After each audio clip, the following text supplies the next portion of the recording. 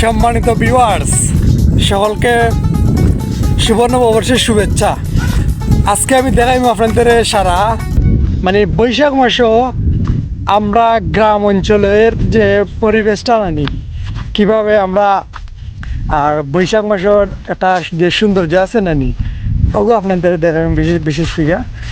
আর আমার ভিডিওটা দেখবেন, যদি ভালো লাগে আর কি একটা লাইক আর একটা কমেন্ট আর একটা শেয়ার দেয়া আমার ভিডিওটাতে ভাইরাল করে দিবাই। তো গাইজ দেখতে থাকুন।